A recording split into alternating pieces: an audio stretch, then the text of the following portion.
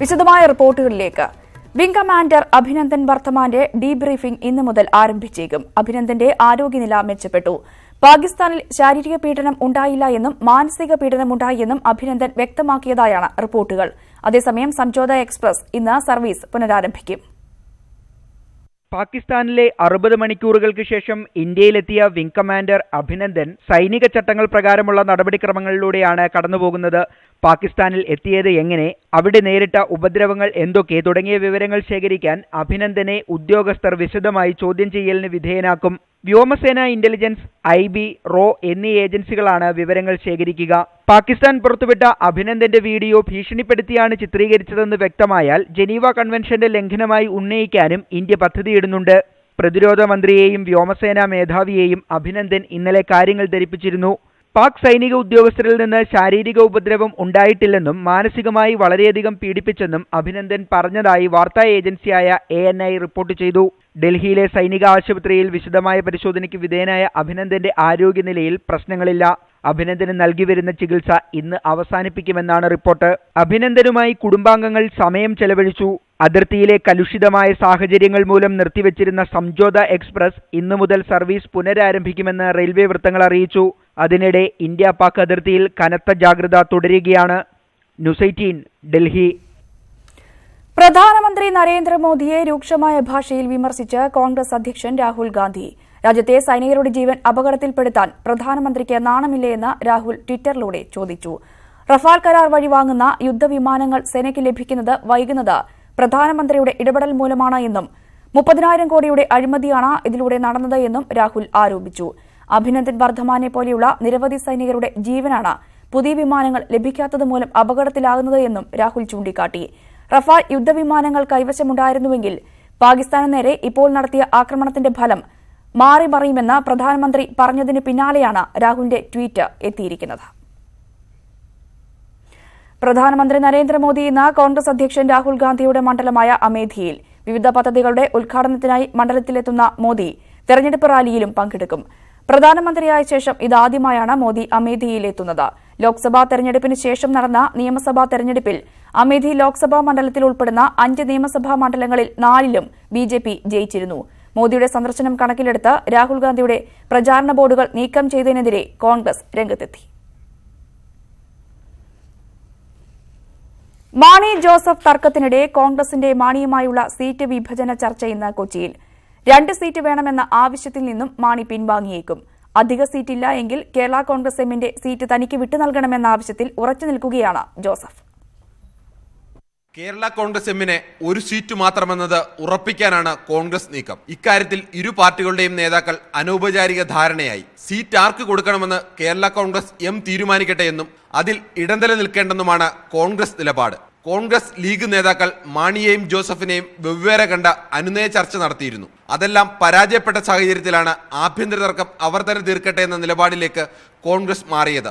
കോട്ടയത്തിന് പുറമെ ഇടുക്കിയോ ചാലക്കുടിയോ വേണം, അതില്ലെങ്കിൽ പാർട്ടിക്ക് കിട്ടുന്ന സീറ്റ് തനിക്കു നൽകണം. ഇതാണ് ജോസഫിന്റെ ആവശ്യം. ഇതിൽ പിന്നോട്ടില്ലെന്ന് വ്യക്തമാക്കാനാണ് ആദ്യവട്ട ഉഭയകക്ഷി ചർച്ചകൾക്ക് തലേന്ന് ജോസഫ് വെടിപൊട്ടിച്ചത്. കോട്ടയത്തിന് പുറമെ ഇടുക്കിയോ പഴയ മുഖ്യമന്ത്രിയുടെ ഭാഗമായ ചാലക്കുടിയോ വേണമെന്നാണ് ഇത് കോൺഗ്രസ് പ്രസിഡന്റ് ശ്രീ രാഹുൽ ഗാന്ധിയുടെ മുമ്പിലാണ് അവതരിപ്പിച്ചത്. ജോസഫിന്റെ ഈ നീക്കത്തിൽ തട്ടിയാണ് ഒറ്റ ദിവസം കൊണ്ട് തീർക്കാൻ ലക്ഷ്യമിട്ടിരുന്ന UDF ഉഭയകക്ഷി ചർച്ച തീരുമാനമാകാതെ പിരിഞ്ഞത്. എന്തു വന്നാലും PJ ജോസഫിന് സീറ്റ് നൽകില്ലെന്ന ഉറച്ച നിലപാടിലാണ് KM മാണിയും ജോസ് കെ മാണിയും. ജോസഫ് ജയിക്കുകയും UPA സർക്കാർ വരികയും ഒരു കേന്ദ്രമന്ത്രി സ്ഥാനം ഒത്തുവരികയും ചെയ്താൽ അവിടെ ജോസ് കെ മാണിക്ക് മേലെ PJ ജോസഫ് വരാനുള്ള സാധ്യത ഇരുവരും മുന്നിൽ കാണുന്നു. Kiran Babu, political bureau, news 18. തെരഞ്ഞെടുപ്പ് സഖ്യങ്ങൾക്കും സ്ഥാനാർത്ഥി നിർണയത്തിനുമുള്ള ചർച്ചകൾക്കായി CPM നിർണായക കേന്ദ്ര കമ്മിറ്റി യോഗം ഇന്ന് ഡൽഹിയിൽ തുടങ്ങും. ഏതൊക്കെ കേന്ദ്ര കമ്മിറ്റി PB അംഗങ്ങൾ മത്സരിക്കണമെന്ന് തീരുമാനിക്കും. ബംഗാളിൽ കോൺഗ്രസുമായുള്ള സീറ്റ് ധാരണ സംബന്ധിച്ച തർക്കങ്ങൾ കമ്മിറ്റി പരിഗണിക്കും. തെരഞ്ഞെടുപ്പ് പ്രഖ്യാപനം വരാനിരിക്കെ സംസ്ഥാന ദേശീയ തലങ്ങളിൽ സ്വീകരിക്കേണ്ട തന്ത്രങ്ങൾക്ക് രൂപം നൽകാനാണ് 2 ദിവസത്തെ കേന്ദ്ര കമ്മിറ്റി യോഗം. തമിഴ്നാട്, മഹാരാഷ്ട്ര, ബീഹാർ എന്നിവിടങ്ങളിൽ കോൺഗ്രസ് കൂടി ഉൾപ്പെടുന്ന സഖ്യത്തിന്റെ ഭാഗമാകാനാണ് CPM നീക്കം. ബംഗാളിൽ കോൺഗ്രസുമായി നീക്കുപോക്കുണ്ടാക്കാൻ കഴിഞ്ഞ PB യോഗത്തിൽ പ്രാഥമിക ധാരണയായിരുന്നു.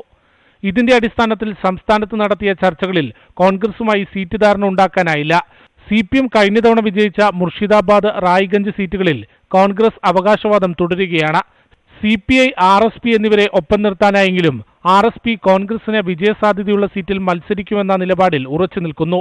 വിട്ടുവീഴ്ചയില്ലെങ്കിൽ ഒറ്റയ്ക്ക് മത്സരിക്കുമെന്ന കോൺഗ്രസ് പ്രഖ്യാപനത്തിനിടെ കേന്ദ്ര കമ്മിറ്റി നിലപാട് നിർണായകമാകും. കേരളത്തിൽ 2 ടേം പൂർത്തിയാക്കിയ സിറ്റിംഗ് MP-മാർക്ക് വിജയസാധ്യത മുൻനിർത്തി ഇളവ് നൽകണമോ എന്നും നിശ്ചയിക്കും.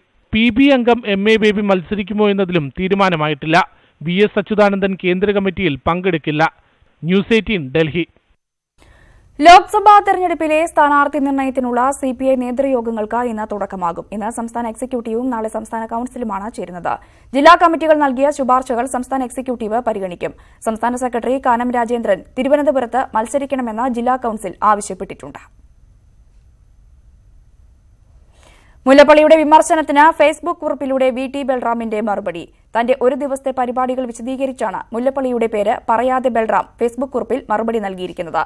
പൊതുപ്രവർത്തകൻ എന്ന നിലയിലും ജനപ്രതിനിധി എന്ന നിലയിലും കോൺഗ്രസ് നേതാവ് എന്ന നിലയിലും ഉള്ള ഉത്തരവാദിത്തങ്ങൾ നിർവഹിക്കുകയാണ് തന്റെ പ്രഥമ പരിഗണന. ഇതിനൊക്കെയിടയിൽ തനിക്ക് സൌകര്യമുള്ള സമയത്താണ് തന്റെ സ്വന്തം ഇഷ്ടപ്രകാരം ഫേസ്ബുക്കിൽ പോസ്റ്റും കമന്റും ഇടുന്നത് എന്ന് കുറിപ്പിൽ പറയുന്നു. സാഹിത്യകാരി KR മീരയ്ക്കെതിരായ ബൽറാമിന്റെ പരാമർശങ്ങൾ തള്ളിക്കളഞ്ഞ KPCC അധ്യക്ഷൻ മുല്ലപ്പള്ളി രാമചന്ദ്രൻ ഫേസ്ബുക്കിലെ പാർട്ടിക്കാർ അല്ല, സാധാരണ പ്രവർത്തകരാണ് തന്റെ ജാഥ വിജയിപ്പിക്കാൻ എത്തിയത് എന്നും പറഞ്ഞിരുന്നു. കൊല്ലം ചിതറയിൽ CPM പ്രവർത്തകൻ ബഷീറിനെ കുത്തിക്കൊന്ന കേസിൽ ഒരാൾ കസ്റ്റഡിയിൽ. കോൺഗ്രസ് പ്രവർത്തകനും വളവുവച്ച സ്വദേശിയുമായ ഷാജഹാനാണ് കസ്റ്റഡിയിലായത്.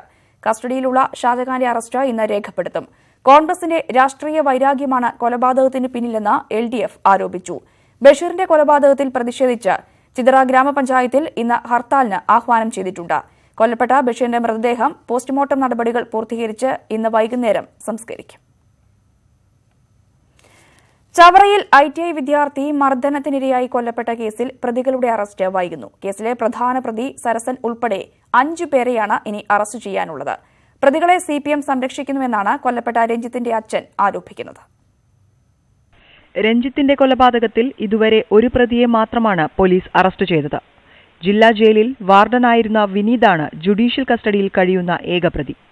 രഞ്ജിത്തിനെ മർദ്ദിക്കാൻ ഒപ്പമുണ്ടായിരുന്ന മറ്റ് 5 പ്രതികൾ ഒളിവിലാണെന്നാണ് പോലീസ് ഭാഷ്യം. എന്നാൽ CPM പ്രതികളെ സംരക്ഷിക്കുന്നുവെന്ന് രഞ്ജിത്തിന്റെ അച്ഛൻ ആരോപിക്കുന്നു. കണ്ടാൽ അറിയാവുന്ന 2-3 പേരുണ്ടായിരുന്നു, അവരെ ആരെയും പിടിച്ചിട്ടില്ല. വിനീതിനെ മാത്രമേ പിടിച്ചിട്ടുള്ളൂ. പോലീസിന്റെ അന്വേഷണം കാര്യക്ഷമമായിട്ടല്ല. ഇപ്പോഴും അത് നമുക്ക് അത്രയും ശക്തമായിട്ടല്ലെന്നാണ് തോന്നുന്നത്. ഈ സരസംപിള്ളയൊക്കെ എന്ന് പറയുമ്പം പാർട്ടി ഇനത്തിലുള്ള വകുപ്പാണല്ലോ എന്നാണ് എൻ്റെ ഒരു ഇത്. അറസ്റ്റിലായതിനു പിന്നാലെ വിനീതിനെ ജയിൽ വാർഡൻ സ്ഥാനത്ത് നിന്ന് സസ്പെൻഡ് ചെയ്തിരുന്നു. വിനീതിനെ 14 ദിവസത്തേക്ക് ചവറ മജിസ്ട്രേറ്റ് കോടതി ഇന്നലെ റിമാൻഡ് ചെയ്തിട്ടുണ്ട്. വ്യക്തിവിരോധത്തെ തുടർന്ന് ജില്ലാ ജയിൽ വാർഡനായ വിനീതിന്റെ നേതൃത്വത്തിലുള്ള 6 അംഗ സംഘം വീട്ടിലെത്തി രഞ്ജിത്തിനെ മർദ്ദിക്കുകയായിരുന്നു. തലക്കേറ്റ അടിയെ തുടർന്നുണ്ടായ രക്തസ്രാവമാണ് മരണകാരണമെന്നാണ് പോസ്റ്റ്മോർട്ടം റിപ്പോർട്ട്. ന്യൂസ് 18 കൊല്ലം. ഒരിടവേളയ്ക്ക് ശേഷം കൊച്ചി നഗരത്തെ വീണ്ടും മാലിന്യം വിഴുങ്ങുന്നു. മാലിന്യത്തോടൊപ്പം പകർച്ചവ്യാധികളും കൊതുക് ശല്യവും പൊട്ടിപ്പുറപ്പെട്ടു.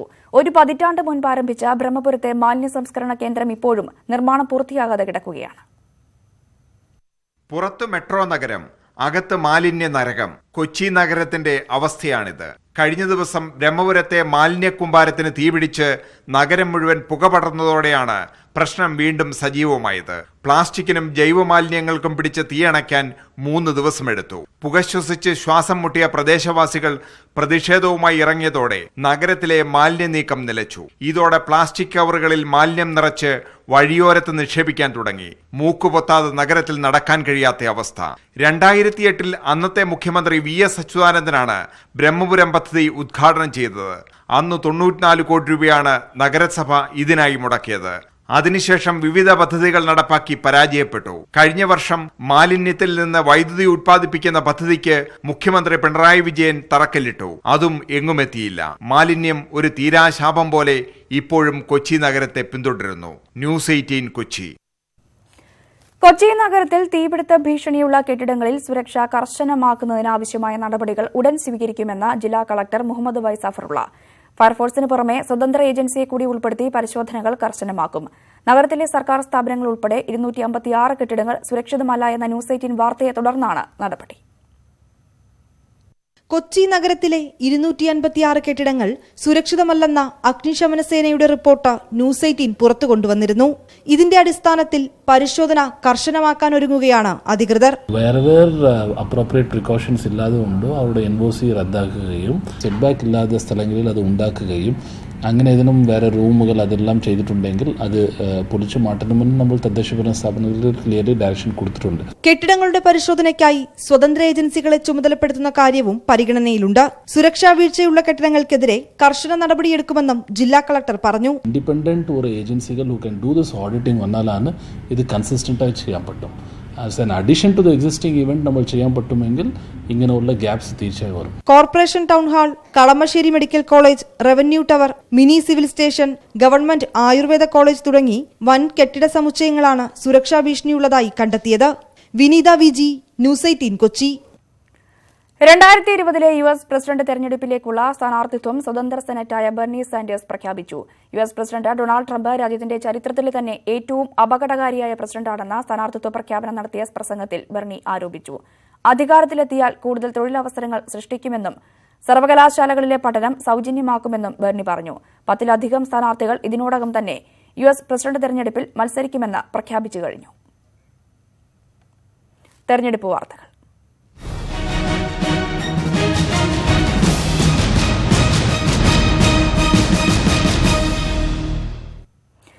BDJS തിരുവനന്തപുരം ജില്ലാ ഘടകത്തിൽ പിളർപ്പ്. മുൻ ജില്ലാ പ്രസിഡന്റ് ചൂഴാൽ നിർമ്മലിന്റെ നേതൃത്വത്തിലുള്ള ഒരു വിഭാഗമാണ് പുതിയ പാർട്ടി രൂപീകരിച്ചത്. അതേസമയം BDJSലെ പിളർപ്പ് കാര്യമാക്കേണ്ട എന്ന നിലപാടിലാണ് BJP നേതൃത്വം. തിരുവനന്തപുരം ജില്ലയിലെ 14 മണ്ഡലം പ്രസിഡന്റുമാരിൽ 11 പേരും തങ്ങൾക്കൊപ്പമുണ്ടെന്നാണ് വിമത വിഭാഗത്തിന്റെ അവകാശവാദം. മുൻ ജില്ലാ പ്രസിഡന്റ് ചൂഴാൽ നിർമ്മലന്റെ നേതൃത്വത്തിൽ വിളിച്ചു ചേർത്ത യോഗത്തിൽ പുതിയ പാർട്ടിയും പ്രഖ്യാപിച്ചു. BDJS ഡെമോക്രാറ്റിക് എന്നാണ് പേര്. തുഷാർ വെള്ളാപ്പള്ളിക്ക് രാഷ്ട്രീയമറിയാത്തത് വലിയ പ്രതിസന്ധിയാണെന്നും ഇതാണ് പിളർപ്പിലേക്ക് എത്തിച്ചതെന്നുമാണ് ഇവരുടെ വാദം. പാർട്ടി അധ്യക്ഷനോടൊപ്പം ചേർന്ന ചില പാർട്ടിയുടെ ഉപജാപക വൃത്തങ്ങളായ സംസ്ഥാന നേതാക്കൾ അനുകൂലമായ സാഹചര്യങ്ങൾ ഉണ്ടാകുമ്പോൾ അതിനെ തകർക്കുവാൻ വേണ്ടി ഒട്ടനവധി സമര പോരാട്ടങ്ങളിൽ നിന്നും പാർട്ടിയെ പിന്തിരിപ്പിച്ചു. ജനാധിപത്യം നശിച്ചതുകൊണ്ടാണ് ഡെമോക്രാറ്റിക്സ് എന്ന നാമോദയത്തിൽ BDJS സംസ്ഥാന തലത്തിൽ തന്നെ ഇന്ന് പിളർന്ന് ഒരു പുതിയ സംവിധാനത്തിന് വേണ്ടി രൂപം കൊടുക്കുന്നു. തിരുവനന്തപുരം ജില്ലാ നേതൃത്വത്തിലുള്ള ചിലരെ പുറത്താക്കിയതാണ് ഇപ്പോഴത്തെ പിളർപ്പിലേക്ക് BDJSനെ എത്തിച്ചത്. പുതിയ പാർട്ടിയിലേക്ക് മറ്റു ജില്ലകളിൽ നിന്നും നിരവധി പേർ എത്തുമെന്നാണ് വിമത വിഭാഗത്തിന്റെ വാദം. അതേസമയം BDJSലെ പ്രതിസന്ധിയിൽ തൽക്കാലം ഇടപെടേണ്ട എന്നതാണ് BJPയുടെ തീരുമാനം. BDJS ഒന്നടങ്കം NDAയുടെ ഘടകകക്ഷിയായി ആർക്കും വേർപെടുത്താനാകാത്തവണ്ണം യോജിച്ചു നിൽക്കുന്നു. ഒരു പ്രശ്നങ്ങളുമില്ല, പ്രശ്നമുണ്ടെന്ന് ഞാൻ കരുതുന്നുമില്ല. പാർട്ടിയിൽ പിളർപ്പുണ്ടായിട്ടില്ലെന്നും സംഘടനാ വിരുദ്ധ പ്രവർത്തനത്തിന് പുറത്താക്കിയവരാണ് ഇപ്പോഴത്തെ നീക്കത്തിന് പിന്നിലെന്നും BDJS നേതൃത്വം പ്രതികരിച്ചു. ന്യൂസ് 18 തിരുവനന്തപുരം. കാന്തപുരം AP അബൂബക്കർ മുസ്ലിയാരുടെ ഗ്രാൻഡ് മുഫ്തി സ്ഥാനാരോഹണം വിവാദത്തിൽ. ബറേൽവി വിഭാഗത്തിന്റെ ഔദ്യോഗിക പണ്ഡിത സഭ അറിയാതെയാണ് കാന്തപുരത്തിന്റെ സ്ഥാനാരോഹണം എന്ന ആരോപണവുമായി സമസ്ത EK വിഭാഗം രംഗത്തെത്തി. പദവിയുടെ പേരിൽ ആത്മീയ തട്ടിപ്പാണ് ലക്ഷ്യമെന്നും സമസ്ത ആരോപിക്കുന്നു. എന്നാൽ ആരോപണങ്ങൾ കാന്തപുരം വിഭാഗം തള്ളി. UP കേന്ദ്രമായി പ്രവർത്തിക്കുന്ന സുന്നി സൂഫി വിഭാഗമായ ബറേൽവികൾ കാന്തപുരം AP അബൂബക്കർ മുസ്ലിയാരെ ഇന്ത്യയിലെ ഗ്രാൻഡ് മുഫ്തിയായി തിരഞ്ഞെടുത്തുവെന്നാണ് അവകാശവാദം. ഇന്ത്യക്ക് പുറത്തുള്ള രാജ്യങ്ങളും ഗ്രാൻഡ് മുഫ്തിയുടെ പരിധിയിൽ വരുമെന്നും വിശദീകരണമുണ്ടായി. സ്ഥാനമേറ്റെടുത്ത കാന്തപുരത്തിന് കഴിഞ്ഞ ദിവസം കോഴിക്കോട് സ്വീകരണം നൽകുകയും ചെയ്തു. എന്നാൽ ബറേൽവി വിഭാഗത്തിന്റെ ഗ്രാൻഡ് മുഫ്തി സ്ഥാനാരോഹണം തട്ടിപ്പാണെന്ന ആരോപണവുമായി സമസ്ത EK വിഭാഗം രംഗത്തെത്തി. ബറേൽവികളുടെ ഔദ്യോഗിക പണ്ഡിത സഭ അറിയാതെയാണ് സ്ഥാനാരോഹണം. ഡൽഹിയിലെ ഗരീബ് നവാസ് സമ്മേളനത്തിലാണ് മുഫ്തി സ്ഥാനാരോഹണം നടന്നത്. സമ്മേളനം കാന്തപുരം വിഭാഗം സംഘടിപ്പിച്ചതാണെന്നും EK വിഭാഗം നേതാവ് ഡോക്ടർ ബഹാവുദ്ദീൻ നദ്വി ആരോപിച്ചു. ഈ പറഞ്ഞ ഒരു അതോറിറ്റികളും അറിയാതെയാണ് നേരത്തെ പറഞ്ഞ അനഭിമതരായ 2-3 പേർ ചേർന്ന് കാന്തപുരത്തെ ഗ്രാൻഡ് മുഫ്തി പട്ടം അണിയിക്കുന്നത്. തികച്ചും യാദൃച്ഛികമായ ഒരു തട്ടിക്കൂട്ട് പരിപാടിയായിരുന്നു ഇത് എന്നതിന് നിരവധി തെളിവുകളുണ്ട്. എന്നാൽ ആരോപണങ്ങളെ കാന്തപുരി വിഭാഗം തള്ളുകയാണ്. സ്ഥാനാരോഹണത്തിൽ അസൂയയുള്ളവരാണ് ആരോപണത്തിന് പിന്നിൽ.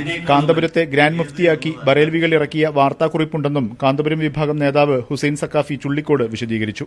എന്തിന്റെ പേരിലാണ് ഷെയ്ഖ് അബൂബക്കറിന് ഗ്രാൻഡ് മുഫ്തി എന്ന പദവി നൽകിയത് എന്ന കാര്യങ്ങൾ വിശദീകരിച്ചുകൊണ്ട് അവരിറക്കിയ ഒരു പ്രസ് റിലീസ് അതും കൂടി എന്റെ കൈവശമുണ്ട്. ഗ്രാൻഡ് മുഫ്തി സ്ഥാനാരോഹണം വിവാദമായിരിക്കെ ബറേൽവികളുടെ ഔദ്യോഗിക പണ്ഡിത സഭ വിശദീകരണവുമായി രംഗത്തു വരുമെന്നാണ് സൂചന.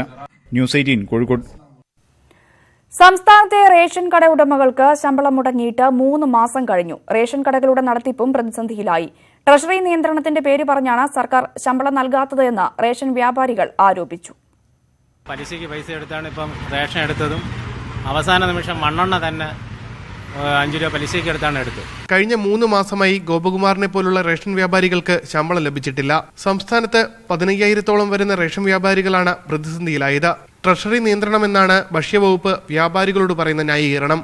റേഷൻ വ്യാപാരികൾക്ക് കൊടുക്കാനുള്ള പണം നൽകുന്നതിൽ ബോധപൂർവമായ വീഴ്ചകൾ ഉദ്യോഗസ്ഥന്മാർ വരുത്തിക്കൊണ്ടിരിക്കുകയാണ്. പ്രതിഫലം കിട്ടാതെ ജോലി ചെയ്യിക്കുക എന്ന് പറയുമ്പോൾ യഥാർത്ഥത്തിൽ ഇത് ലക്ഷ്യമിടുന്നത് ഈ രംഗത്തുള്ള അഴിമതി തിരിച്ചു കൊണ്ടുവരുവാൻ ആരൊക്കെയോ ബോധപൂർവം ആഗ്രഹിക്കുന്നു എന്ന് വേണം കരുതാൻ. 45 ക്വിന്റൽ ഭക്ഷ്യധാന്യങ്ങൾ വിൽക്കുന്ന വ്യാപാരിക്ക് 18,000 രൂപയാണ് ലഭിക്കുന്നത്. കൂടുതൽ വിൽക്കുന്ന ഓരോ ക്വിന്റലിനും 180 രൂപ അധികം നൽകണം. ഈ തുകയാണ് 3 മാസമായി മുടങ്ങിയത്.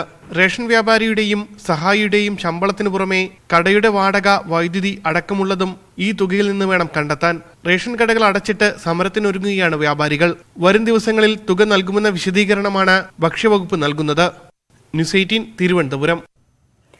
ഇടതുപക്ഷത്തിന്റെ 1000 ദിവസത്തെ ഭരണത്തിലൂടെ കേരളത്തിലെല്ലാം നിശ്ചയിച്ചതുപോലെ നടക്കുമെന്ന ധാരണയുണ്ടാക്കാൻ കഴിഞ്ഞതായി മുഖ്യമന്ത്രി പിണറായി വിജയൻ.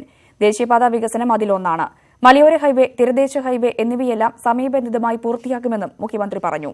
LDFന്റെ കേരള സംരക്ഷണ യാത്രയുടെ സമാപന സമ്മേളനം തൃശൂരിൽ ഉദ്ഘാടനം ചെയ്യുകയായിരുന്നു അദ്ദേഹം. വൻ ജനപങ്കാളിത്തത്തോടെ ഇടതുമുന്നണിയുടെ കേരള സംരക്ഷണ യാത്രകൾ തൃശൂരിൽ സംഗമിച്ചപ്പോൾ നേതാക്കൾക്ക് ലഭിച്ചത് ആവേശകരമായ സ്വീകരണം. സംസ്ഥാന സർക്കാരിന്റെ ഭരണ നേട്ടങ്ങൾ എണ്ണിപ്പറഞ്ഞായിരുന്നു മുഖ്യമന്ത്രി പിണറായി വിജയന്റെ പ്രസംഗം. 1000 ദിവസം തികഞ്ഞപ്പോ നമുക്ക് ഏതെങ്കിലും തരത്തിലുള്ള അപമാനബോധം ഉണ്ടാകേണ്ടതുണ്ടോ? അഴിമതി രാജ്യം കണക്കാക്കുന്നു, ഇന്ത്യ രാജ്യത്ത് ഏറ്റവും അഴിമതി കുറഞ്ഞ സംസ്ഥാനം കേരളമാണ് എന്ന്. ആ നിലയിലേക്ക് നാം ഉയർന്നിരിക്കുന്നു. ക്രിസ്ത്യൻ ആരാധനാലയങ്ങളെ നിയന്ത്രിക്കാൻ ചർച്ച് ബിൽ കൊണ്ടുവരുന്നെന്ന പ്രചരണം തെറ്റാണെന്ന് പിണറായി വ്യക്തമാക്കി. കോൺഗ്രസ് അദാനിക്ക് കടൽ കൊടുത്തപ്പോൾ BJP ആകാശം നൽകിയാണ് സഹായിച്ചതെന്ന് ജാഥ ക്യാപ്റ്റൻ കൂടിയായ CPM സംസ്ഥാന സെക്രട്ടറി കോടിയേരി ബാലകൃഷ്ണൻ. BJPയെ തോൽപ്പിക്കാൻ കോൺഗ്രസ് ജയിക്കാതെയും ഇടതുപക്ഷത്തെ ജയിപ്പിച്ചുകൊണ്ട് സാധിക്കും എന്ന് തെളിയിച്ച സംസ്ഥാനമാണ് 2004 ഈ കേരളം. അത് തന്നെയാണ് 2019. രാഷ്ട്രീയ കൊലപാതകങ്ങളെ തുടർന്ന് ജാഥ ചിലയിടങ്ങളിൽ മാറ്റിവെക്കേണ്ടി വന്നത് സൂചിപ്പിച്ചായിരുന്നു CPI സംസ്ഥാന സെക്രട്ടറി കാനം രാജേന്ദ്രൻ സംസാരം തുടങ്ങിയത്. ഒരു ദിവസം കണ്ണൂർ ജില്ലയിലെ 4 പരിപാടികൾ മാറ്റിവെക്കേണ്ടി വന്നതൊഴിച്ച് ഞങ്ങളുടെ ലക്ഷ്യം ഞങ്ങൾ പൂർത്തിയാക്കി. LDF സംസ്ഥാന നേതാക്കളും മന്ത്രിമാരും സാംസ്കാരിക നേതാക്കളും സമാപന യോഗത്തിൽ പങ്കെടുത്തു. കോടിയേരി ബാലകൃഷ്ണന്റെയും കാനം രാജേന്ദ്രന്റെയും നേതൃത്വത്തിൽ കേരളത്തിന്റെ 2 അറ്റങ്ങളിൽ നിന്ന് തുടങ്ങിയ യാത്രകളാണ് തൃശൂരിൽ സംഗമിച്ചത്. BJP സർക്കാരിനെ പുറത്താക്കൂ, രാജ്യത്തെ രക്ഷിക്കൂ എന്നായിരുന്നു യാത്രയുടെ പ്രധാന മുദ്രാവാക്യം. ഫെബ്രുവരി 14 ആരംഭിച്ച യാത്രകൾ സംസ്ഥാനത്തെ 140 നിയമസഭാ മണ്ഡലങ്ങളിലും പര്യടനം നടത്തി. ന്യൂസ് 18 തൃശൂർ. സംസ്ഥാന സർക്കാരിന്റെ സമഗ്ര ആരോഗ്യ ഇൻഷുറൻസ് പദ്ധതി അടുത്ത മാസം മുതൽ എല്ലാ വിഭാഗങ്ങൾക്കും ആനുകൂല്യം ഉറപ്പാക്കുന്ന രീതിയിലാണ് കാരുണ്യ ആരോഗ്യ സുരക്ഷാ പദ്ധതി ഏപ്രിൽ 1 മുതൽ നിലവിൽ വരുന്നത്. റിലയൻസ് ജനറൽ ഇൻഷുറൻസിനാണ് നടത്തിപ്പ് ചുമതല. സംസ്ഥാനത്ത് നിലവിലുള്ള എല്ലാ ആരോഗ്യ ഇൻഷുറൻസ് പദ്ധതികളെയും കാരുണ്യ ബെനവലന്റ് ഫണ്ട് പദ്ധതിയെയും സംയോജിപ്പിച്ചുകൊണ്ടാണ് പുതിയ പദ്ധതി. കേന്ദ്ര മാനദണ്ഡപ്രകാരം സംസ്ഥാനത്തെ 18 ലക്ഷത്തോളം കുടുംബങ്ങൾക്ക് മാത്രമേ ആയുഷ്മാൻ ഭാരത് പദ്ധതിയിലൂടെ ആനുകൂല്യം ലഭിക്കുകയുള്ളൂ. ഈ സാഹചര്യത്തിലാണ് സംസ്ഥാനത്തെ അർഹരായ എല്ലാവർക്കും ആനുകൂല്യം ലഭിക്കുന്ന പദ്ധതിയായ കാരുണ്യ ആരോഗ്യ സുരക്ഷാ പദ്ധതി നടപ്പാക്കുന്നത്. അടുത്ത മാസം പദ്ധതി നടപ്പാക്കും.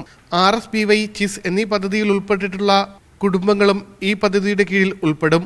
കാരുണ്യ ലോട്ടറിയിൽ നിന്ന് ലഭിക്കുന്ന വരുമാനം ഈ പദ്ധതിയിലേക്ക് മാറ്റും. 5 ലക്ഷം രൂപയുടെ ഇൻഷുറൻസ് പരിരക്ഷയാണ് നൽകുന്നത്.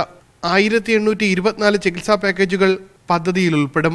പദ്ധതിയുടെ ഈ വർഷത്തെ ഇൻഷുറൻസ് പ്രൊവൈഡറായി റിലയൻസ് ജനറൽ ഇൻഷുറൻസുമായി കരാർ ഒപ്പിട്ടു. ഒരു കുടുംബത്തിന് 1671 രൂപ വാർഷിക പ്രീമിയമാണ് നൽകേണ്ടത്. 40.96 ലക്ഷം കുടുംബങ്ങൾക്ക് പുതിയ പദ്ധതിയുടെ ആനുകൂല്യം ലഭിക്കും. ന്യൂസ് 18 തിരുവനന്തപുരം.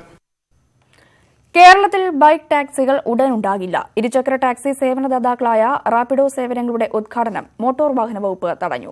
ഇരുചക്ര വാഹനങ്ങൾ ടാക്സിയായി ഉപയോഗിക്കാൻ കേരളത്തിൽ അനുവാദമില്ലാത്തതിനാലാണ് തടഞ്ഞത് എന്ന് തിരുവനന്തപുരം ജോയിന്റ് RTO അറിയിച്ചു. നാടകീയമായിരുന്നു സംഭവങ്ങൾ. ഇരുചക്ര ടാക്സി സേവനദാതാക്കളായ റാപ്പിഡോ പ്രതിനിധികളും ടാക്സിയായി മാറ്റാൻ തയ്യാറായി എത്തിയ ബൈക്ക് ഉടമകളും ഉദ്ഘാടന സ്ഥലമായ ശംഖുമുഖത്തെത്തി. പക്ഷേ ഉദ്ഘാടനം നടന്നില്ല. ജോയിന്റ് RTOയുടെ നേതൃത്വത്തിൽ ഉദ്യോഗസ്ഥർ സ്ഥലത്തെത്തി കേരളത്തിൽ ബൈക്കുകൾ ടാക്സിയായി ഉപയോഗിക്കാൻ നിയമം അനുവദിക്കുന്നില്ല എന്നറിയിച്ചു. ട്രാൻസ്പോർട്ട് കമ്മീഷണറുടെയോ RTOയുടെയോ സാങ്ഷൻ ഒന്നും തന്നെ വാങ്ങിയിട്ടില്ല.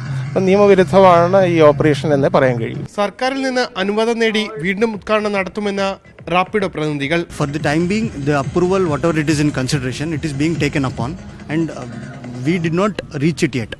But for that reason only, we are just waiting it on. ടാക്സിയാക്കാൻ ബൈക്കുകളുമായി എത്തിയവർ നിരാശരായി മടങ്ങി. പെർമിഷൻ ഇല്ലാതെ ഓടാൻ പറ്റത്തില്ല എന്നാണ് പറഞ്ഞത്. വെള്ള ബോർഡുള്ളത് കാരണം ഓടാൻ പറ്റത്തില്ല. ടാക്സി ആക്കിയതിനു ശേഷം മാത്രമേ ഓടാൻ പറ്റത്തുള്ളൂ എന്നാണ് RTO പറയുന്നത്. ഉത്തരേന്ത്യൻ സംസ്ഥാനങ്ങളിൽ ബൈക്ക് ടാക്സികൾ വിജയകരമായി ഉപയോഗിക്കുന്നുണ്ട്. ചെലവ് കുറവാണെന്നതും ബ്ലോക്കുകളിൽ കൂടുതൽ സമയം കാത്തുകിടക്കേണ്ടി വരില്ല എന്നതുമാണ് ബൈക്ക് ടാക്സികൾക്ക് ആവശ്യക്കാരെ ലഭിക്കുന്നത്. ന്യൂസ് 18 തിരുവനന്തപുരം. മലബാർ സിമന്റ്സ് അഴിമതി കേസിലും ശശീന്ദ്രൻ കേസിലും പ്രതി ചേർക്കപ്പെട്ടവരെ രക്ഷപ്പെടുത്താൻ നീക്കം നടക്കുന്നുവെന്നാരോപിച്ച് ആക്ഷൻ കൌൺസിലിന്റെ നേതൃത്വത്തിൽ പാലക്കാട് വിജിലൻസ് ഓഫീസിന് മുന്നിൽ ധർണ നടത്തി. കേസിൽപ്പെട്ടവരെ വിജിലൻസിനെ ഒത്താശയോടെ രക്ഷപ്പെടാനാണ് നീക്കമെന്നാരോപിച്ചാണ് സമരം. വിശക്കുന്ന ആർക്കും അന്നമെന്ന ലക്ഷ്യത്തോടെ ആലപ്പുഴ ചേർത്തല ദേശീയപാതയിലെ പാതിരപ്പള്ളിയിൽ തുറന്ന ജനകീയ ഭക്ഷണശാലയ്ക്ക് 1 വയസ്സ്. ധനമന്ത്രി തോമസ് ഐസക്കും ജനപ്രതിനിധികളും നാട്ടുകാരും വാർഷികാഘോഷത്തിൽ പങ്കാളികളായി. ഒരാണ്ടുകൊണ്ട് ലക്ഷക്കണക്കിന് പാവങ്ങളുടെ വയറും മനസ്സും നിറച്ച ഊട്ടുപുരയ്ക്ക് പിറന്നാൾ. മന്ത്രി തന്നെ വിളമ്പുകാരനായപ്പോൾ ഇലയിൽ നിരന്നത് സന്തോഷം. മാരാരിക്കുളം പഞ്ചായത്തിലെ 40 കിടപ്പ് രോഗികൾക്ക് ഭക്ഷണം നൽകി തുടക്കമിട്ട പദ്ധതിയാണ് 1 കൊല്ലം മുമ്പ് ജനകീയ ഭക്ഷണശാലയായി വളർന്നത്. 1576 കുടുംബങ്ങളിൽ നിന്ന് സമാഹരിച്ച 22 ലക്ഷം രൂപ കൊണ്ട് തുടക്കം. ഇന്ന് നാടിന്റെ ഈ ഊട്ടുപുര ദിവസം 1000ഓളം പേർക്ക് സൌജന്യമായി അന്നം നൽകുന്നു. രോഗികളും അവസരമുള്ള 250 കുടുംബങ്ങളിലേക്ക് ദിവസവും ഇവിടെ നിന്ന് ഭക്ഷണം എത്തുന്നു. കയ്യിൽ പണമില്ലെങ്കിലും വിശക്കുന്നവർക്ക് ഇവിടെ ആഹാരമുണ്ട്. ഊണ് കഴിഞ്ഞ് വയർ നിറഞ്ഞവർക്ക് പണമുണ്ടെങ്കിൽ മാത്രം പെട്ടിയിലിടാം. ഉണ്ണുന്നവർ മനസാക്ഷിക്കനുസരിച്ച് നൽകുന്ന ഈ ബില്ലാണ് സ്നേഹപുരയുടെ മൂലധനം. മണ്ടാനത്തും മെഡിക്കലും ഒക്കെ കിടന്നിട്ടും വന്നതാണ്. ഊണ് മേടിച്ച് കഴിക്കായിരുന്നു. അപ്പോഴാണ് പറഞ്ഞത് മേടിക്കണ്ട, ഇവിടുന്ന് തരാമെന്ന് പറഞ്ഞു. അങ്ങനെ അത് കഴിക്കായിരുന്നു. അതുകൊണ്ട് കിട്ടിക്കൊണ്ടിരിക്കുക. നല്ല മനസ്സുള്ളവരുടെ സഹായങ്ങളും സന്നദ്ധ പ്രവർത്തനവും സ്പോൺസർഷിപ്പും ഒക്കെയാണ് ഈ സ്നേഹ ഭക്ഷണശാലയെ താങ്ങി നിർത്തുന്നത്. ഒപ്പം ആത്മാർത്ഥതയോടെ ഇതിന്റെ പ്രവർത്തനങ്ങൾ ഏറ്റെടുത്ത് നടത്തുന്ന ഒരു സംഘം ആളുകളുടെ ഹൃദയവിശാലതയും. ന്യൂസ് 18 ആലപ്പുഴ. ബുള്ളറ്റിൻ പൂർണ്ണമാവുകയാണ്. നമസ്കാരം.